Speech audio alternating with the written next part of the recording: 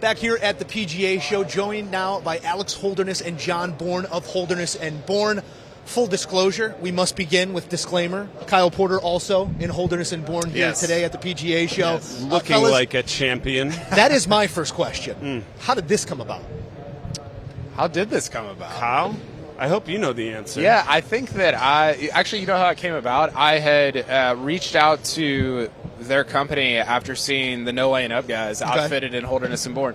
I always thought the No Laying Up stuff was very sharp. You guys did a great, supplying them with their stuff. Did a great job with that, and I thought it was great and reached out, and here we are. And you look better than ever, Kyle. Appreciate it. Guys, tell us a little bit about the product, the inception of the idea, and where you find yourselves now in Orlando. Sure. Well, John and I met in business school, so we were classmates and buddies up at the Yale School of Management, and they've got a really good golf course, so we got to be buddies out there. And as we played golf, we always talked about things, stuff we had in common. We had a very strong point of view about what was in these golf shops. And back then, this was 2010, 2011, we couldn't find anything we liked. We saw an opportunity in the market to do something with a classic style, but a more tailored modern fit and a better collar.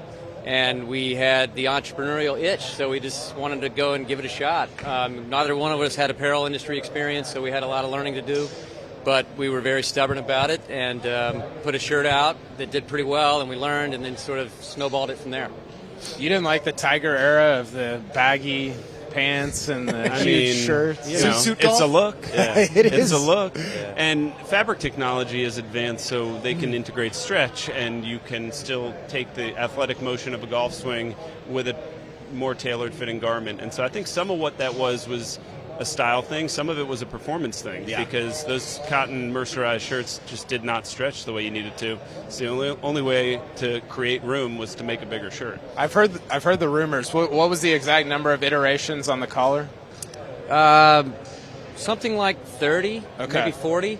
I mean, we were never. It took us more than a year to get something that we thought of as good enough quality to put our names on it. Yeah, and we were just obsessed about it. Yeah, our obsession was to create a collar like what we were wearing Monday to Friday in our button-down wovens, German street spread collar with structure that framed your face, stood up tall, and looked like $1 million, and to put that onto a polo shirt.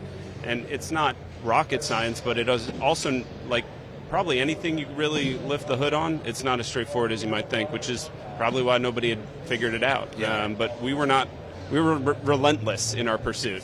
And it's a weird thing to be obsessed by, I will acknowledge that, but that happened to be the thing that we both really wanted to figure out. What is that obsession now? Because you solved that and moved on from it and have implemented it. What do you wake up now and you're obsessed with? Sure. Well, we started with the shirt, and we're really happy to sort of build the brand around the shirt, but we're very creative guys when it comes to, the things that people like us wear, and the people who are living the golf lifestyle, guys who might be lucky enough to be playing golf that day, but maybe not. Maybe they're going to swing by the range later on their way home. And we have design ideas for everything that they wear, not just shirts. So quarter zips, sweaters, vests, pants, we make it all now. And we feel like we're just getting started in terms of what we're capable of to keep guys comfortable, looking sharp, and performing well if they are playing golf. And that's really what I see a lot of here as well, is that multiple nature in which you can wear the fabric and the items and the things you can do in your life.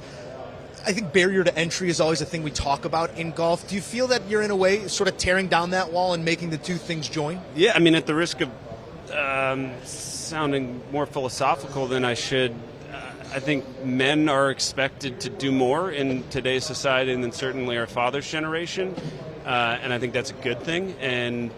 But it also makes it harder to find time for golf, and that's not a great thing. And so what we're trying to do is make clothing that you can wear throughout your day, and if you happen to get a cheeky little range session on the way to work or on the way home, you're ready to do it. Fortunately, and this was something we talked a lot about even in the early days as a macro trend, fortunately the way people are dressing to work has relaxed a bit, and I think COVID accelerated a pre-existing trend of sort of a little more casual dress to work. But our perspective was always, okay, you can be casual, but you still need to look proper. And so whether it's the collar, the way the thing fits, the color of the garment, not having your logo garishly plopped on the outside of it, those were all intentional choices to make something that was versatile. So it's versatile because of the fabrics and the way it's built, and that's all very intentional. And hopefully it's part of this sort of letting guys find a way to maximize the efficiency of their day to create some time for golf. That's a picking up milk range session is what we like to call that. And then you keep a couple gallons in the fridge in the garage. You walk. It works. Right, exactly. What's it been like being in business together? Because you guys started doing this when you started talking about it when you were in graduate school and moved on into business together. Has it been? I mean, obviously you're still together, so it's been good. But what has that evolution been like? Well, I talk about it. It's almost like a second marriage. You know, we're each happily married. We've got kids at home, and we spend more time with each other than we do with our wives. And it's been almost 10 years now, and there's a lot to figure out. It's a relationship, just like anything. But, and we like to debate things, and we like to sort of have it out sometimes. But it's all in the spirit of coming up with the right answer, and we figured out how to do that. And now we're really good at collaborating, and we're getting better at dividing and conquering, but a lot of stuff we like to tackle together because our process for thinking through things is robust at this point, I would say. Yeah, I think communication, like any relationship, and the times when we do have tension, it's probably because we haven't given the other person the context for why we're doing what we're doing or thinking what we're thinking, spending our time the way we're spending our time, and so more communication and it is always a good thing. And like Alex said, at a certain point as the business scaled, we needed to divide and conquer. We needed to be able to say, all right, you're going to own this because ownership is critical to success, and I'm going to own this. And I think that was also helpful because we each then had a piece of what we were doing that we felt like we could own, but we're also collaborating on the big stuff. And ultimately, I think this is something, a way Alex phrases it that I really like.